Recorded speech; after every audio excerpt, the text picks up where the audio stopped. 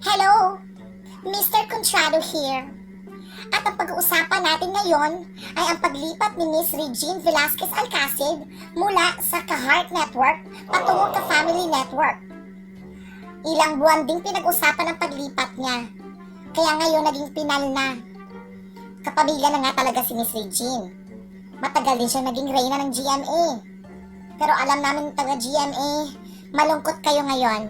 Huwag kayo mag-alala, meron kayo pang pamalit.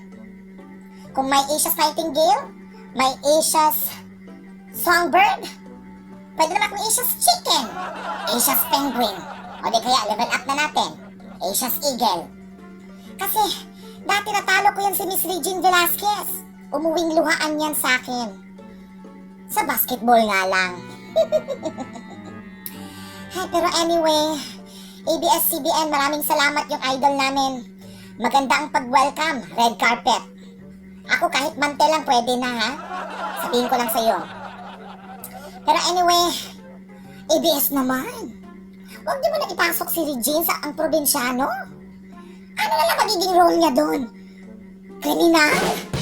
My God! Sa tagal ba naman ng probinsyano ng 3 taon?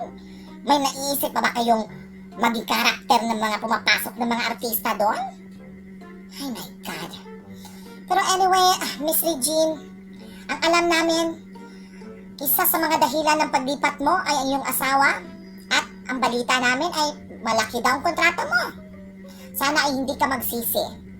Kasi dati nangyari na yan sa akin. Dati inoferan ako. Ang ganda! Kompleto yung benefits.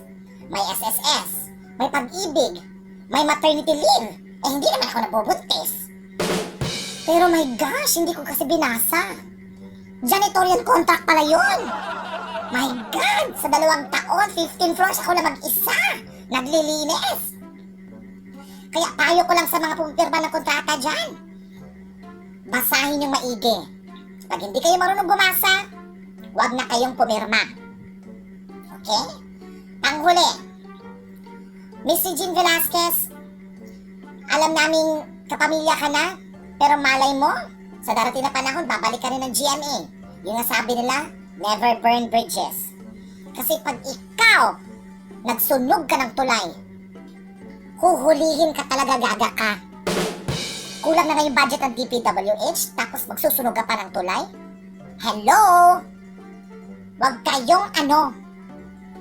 Ay, pero anyway, panghuli, Miss Regine Velasquez, kahit saan ka pang network mapunta, sa kapamilya, sa kapuso, kaatay, kabaga, mahal ka pa rin namin, idol pa rin kita, susuportaan pa rin kita, papanoorin pa rin kita, kasi may cable kami.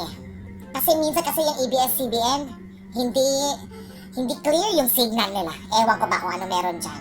At saka sa GMA, maghanap-hanap na kayo ng bagong boses ng inyong network. Pwede naman si Mike Enriquez. Diba? Huwag nyo lang siya pakantahin.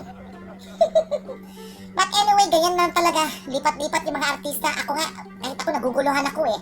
Dahil naguguluhan ako, stop ba tong video na to? Anyway, Mr. Contrado, signing off! Mwah!